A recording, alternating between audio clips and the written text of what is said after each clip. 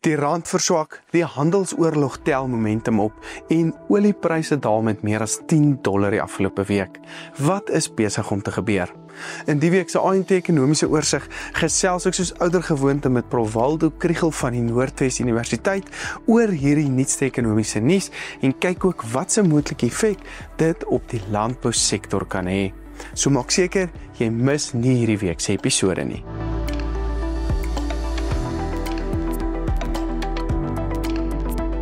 Die rand verswak na R19.43 per Amerikaanse dollar, R21.30 teenoor die euro, R24.80 teenoor die Britse pond en staan tans op R11.79 teenoor Australië se dollar. Die Brent oliepryse daal met meer as $10 na $64.45 per vat. Maar met dit genoem, kom ons gaan kyk wat hierdie markte nou beïnvloed en waarheen dit moontlik kan gaan. Soos beloof, gesels ons weer met Prof Waldo Kriel van die Noordwes Universiteit vandag. En ons het 'n baie interessante week gehad, die wisselkoers die rand wat aansienlik verswak het, oliepryse wat baie gedaal het. Waldo, kom ons begin dalk weer. Ek dink is baie gevaarlik om te sê dink jy die rand kan aanhou verswak, kan 'n bietjie versterk en oliepryse gaan ons nog laer pryse sien. Hallo Johnny, dit is goeie vraag daai. Ek dink die rand gaan wisselvallig bly totdat ons weet wat gaan in die regering van nasionale eenheid. Dis nog baie in die lig. Dit lyk asof die verskillende partye se strukture vergader nog, hulle besluit nog bietjie hoe hulle dinge wil vorentoe vat. So en dit hou die rand onder druk sonder twyfel. Daar is die onsekerheid rondom die wêreldekonomie speel ook 'n rol. So as dit goed gebeur soos hierdie laaste week, almal skrik, jy verkoop maar jou ontleikende markte, jy kom uit ons effekte uit en sovoorts. Ek weet nie waar parkeer hierdie ouens hierdie geld wat hulle dan uit Suid-Afrika uitvat nie.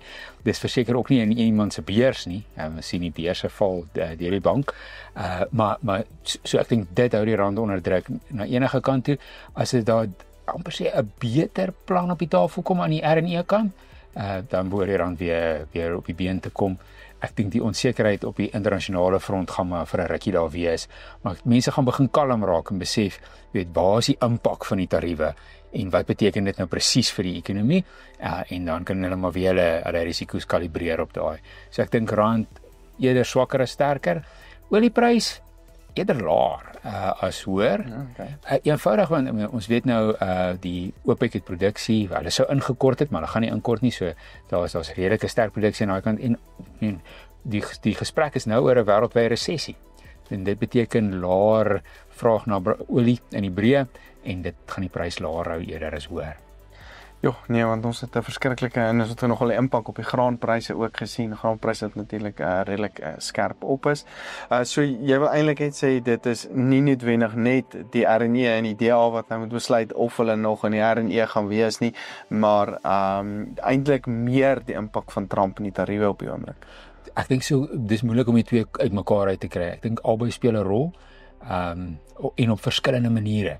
Die tariewe het 'n impak op ons ekonomie, plaaslike produksie, mense landbou bietjie meer onder druk, sekere goed wat uitgevoer word die FSA toe, voertuie beduidende moeilikheid en dan natuurlik aan die R&E kant.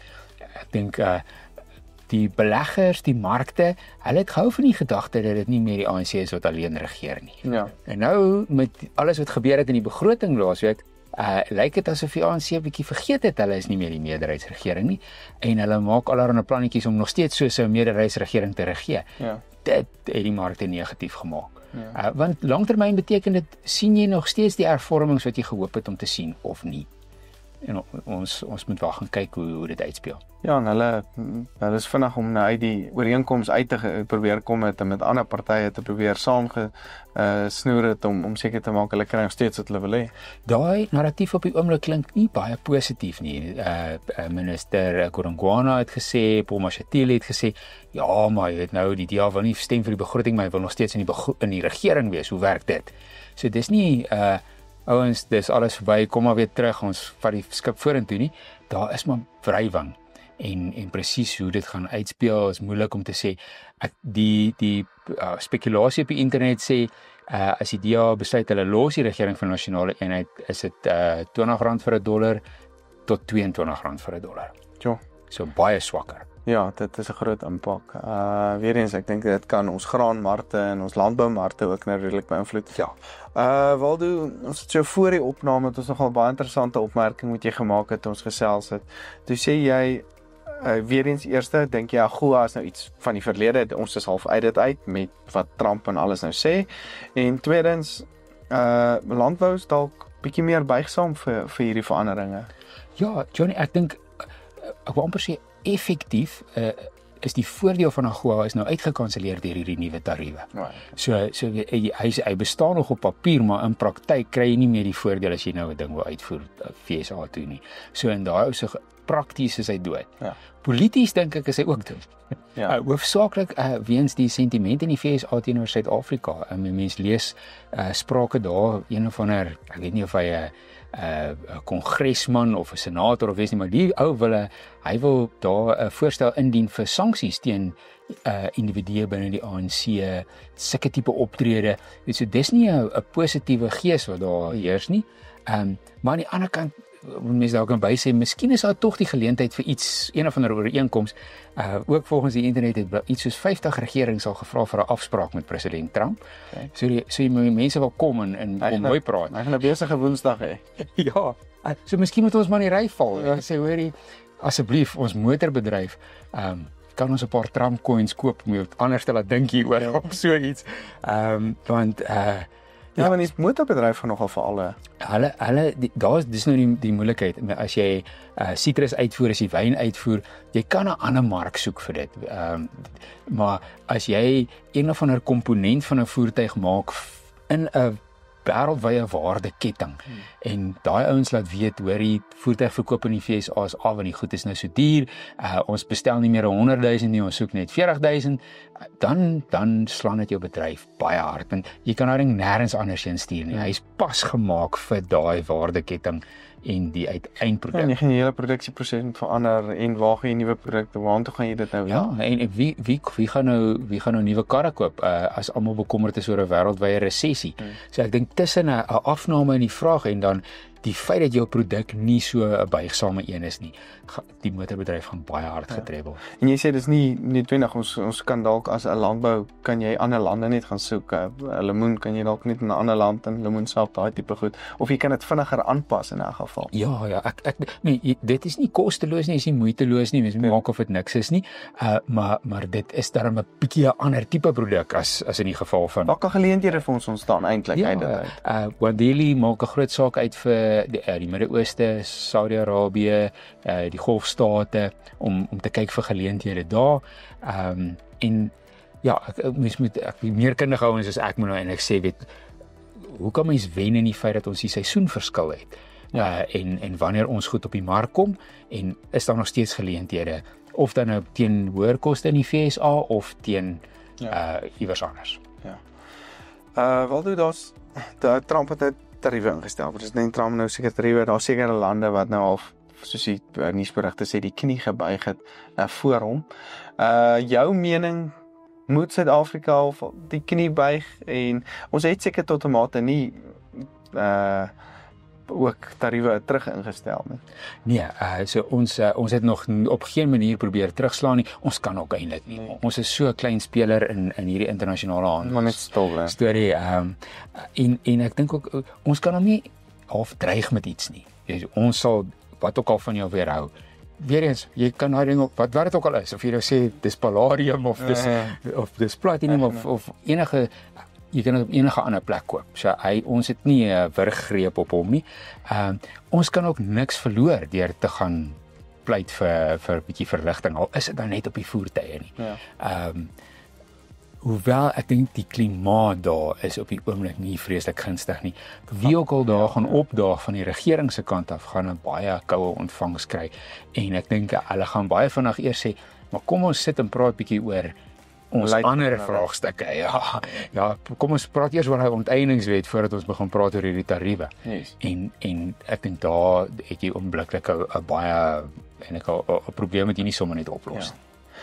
Alhoewel iets wat ons landbou ons graanprosente nou verskriklik gaan affekteer is die handelsoorlog tussen Amerika en China. So ek wil bietjie daaraan raak.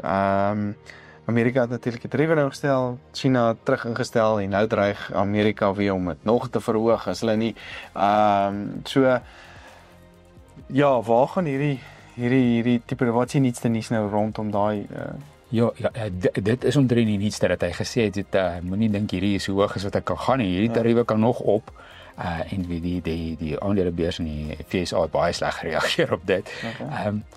Die vraag is eintlik om te sê hoe gaan handel lyk? Die totale aanbod van hierdie graanprodukte, die vraag daarna, gaan dit maak dat daar minder handel gedryf word tussen die twee waarskynlik en die netto invoerders gaan iewers anders moet koop. Ja. En dit kan ook goed wees vir ons. Maar nie wenig vir pryse nie, is dit? Want as ons nou gaan kyk na internasionale pryse, kan ook onder druk kom. Amerika gaan nie noodwendig, hulle sojabone is hulle grootste, China is hulle grootste koper. En ek weet Mexico is ek hulle mielie grootste kopers, maar hulle gaan tog nou 'n baie groter mark as Suid-Afrika verloor byvoorbeeld, as hulle dit verloor, of dit gaan 'n duurder mark wees.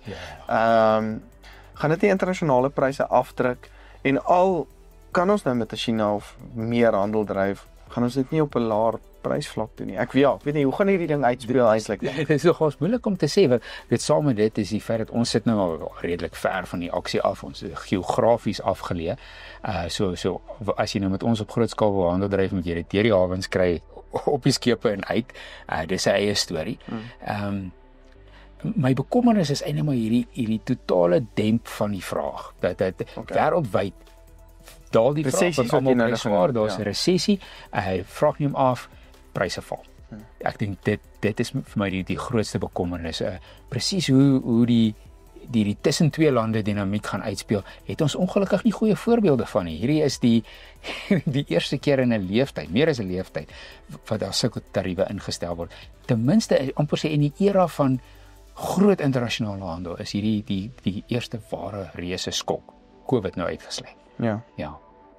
Sjoe, hierdie gaan 'n baie interessante impak op ons natuurlik ons plaaslike graanpryse het. En my persoonlik, ek kyk baie keer na die olieprys as 'n baie goeie enkel barometer of 'n aandui van vir wat met wêreldvraag gebeur. Ek weet aanbod het natuurlik 'n impak, maar dis 'n baie politieke gedrewe tipe kommoditeit. En pryse wat nou dink op $63 staan tydens opname. Het ons gesien hy het nou $10 geval binne die laaste of voor die begin van hierdie week.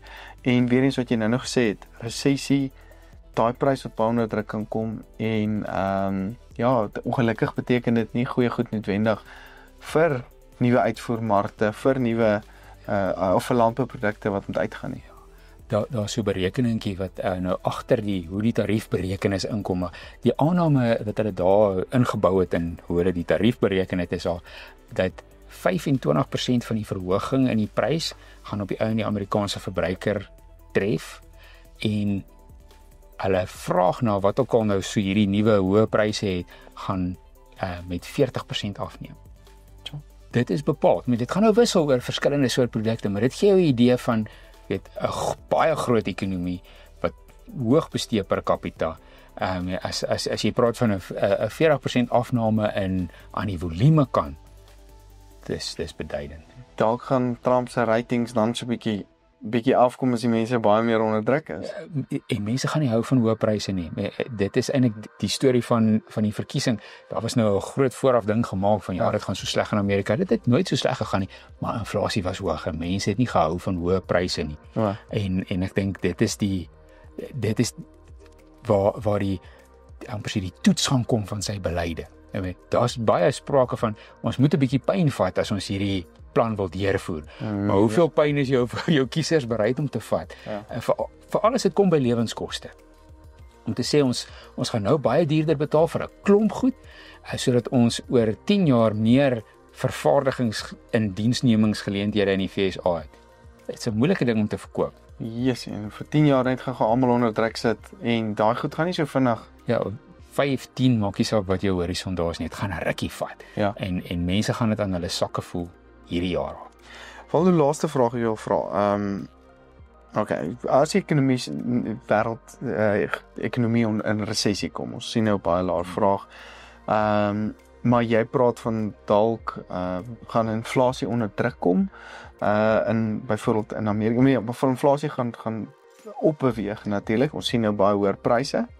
Gaan dit nie rentekoerse wat se impak gaan dit nou op rentekoerse en alles hier as ons vorentoe gaan? 'n Goeie vraag, want dit is kwai onseker. So ek dink in ons geval is die lae olieprys vir ons 'n absolute wen. Dit gaan help om inflasie laag te hou, selfs met die swakker rand. Ja. So ons is nie hier bekommerd oor inflasie nie.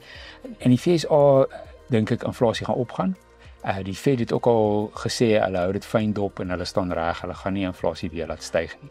So gaan hulle rentekoerse dan met opsit. Ja, dit sal 'n implikasie wees, maar aan die ander kant is hulle ook bekommerd oor dat hulle ekonomie dalk verlangsaam. Dat is hulle dalk na 'n resessie begin kyk net omdat besteding so baie afneem. Dan sal die Fed moet sny. So daar's twee kampe. Ons is baie bekommerd oor inflasie kamp en dan sê die maar sê nou maar die ekonomie groei stadiger en ons moet eerder sny. Maar hierdie twee het mekaar nog nie ontmoet op enige punt waar jy duidelikheid kan hê wie's reg op die oomblik nie. Laasweek se indiensname syfers wat Vrydag aand uitgekom het nog baie goed gelyk. Maar dis 'n maand terug se data, so dit het nog niks van hierdie gebeure ingeprys nie. Daar's ook 'n maand terug se inflasiedata wat nou Woensdag aand uitkom. Wat waarskynlik ook nog niks. Maar dit gaan is nog te vroeg om te sê na watter kant toe hierdie ding beweeg. Ek dink die Fed sal eerder inflasie in toom wil hou as om groei te probeer bevorder, maar hulle het 'n sogenaamde tweeledige mandaat. Hulle kan nie net op inflasie fokus soos ons Reservebank nie. Hulle moet ook kyk na die groei van die ekonomie. So as dit regtig lyk asof daar 'n resessie is en inflasie is nou nie deur die dak nie, dan gaan hulle moet sny. Wat vir ons wonderlik sal wees, want ons inflasie is klaar laag. Ons kan hulle volg, Dan kan ons volg. Maar as hulle aan die ander kant toe gaan en hulle wil inflasie beperk en hulle rentekoerse gaan op, kan dit ons wisselkoers verder verswak nie. Dit sal nie goed wees vir die wisselkoers nie, maar ek dink politiek is op die oomblik 'n groter storie. Dis maar spekulasie. Ek dink ons is ver genoeg dat ten minste sal ons dan koerse kan dieselfde hou. Okay. Ons hoef hulle nie te volg in 'n groot krisis net omdat ons binnelandse inflasie so laag is. Okay. En nee, dit is baie interessant. Baie dankie Waldo. Jy sien, dit is 'n interessante tye, interessante volatiliteit wat nou in die markte is. En maak seker om volgende week weer in te skakel wanneer ons weer met Prof Waldo praat oor die nuutste nuus. Kom ons hoop dinge bedaar en mense koelkoppe hou en ons kan nie noodwendig in 'n resessie inbeweeg nie. Dankie Waldo. Hou dit vas. Besoek ook gerus AMT se webtuiste by aimtrends.co.za vir ons nuutste pryse, video's en meer gedetailleerde verslae. Julle is ook welkom by een van ons WhatsApp groepe aan te sluit. Ek sit al die skakels in die beskrywing onderaan. Ek is Dr. Johnny van der Merwe en dankie dat jy ingeskakel het.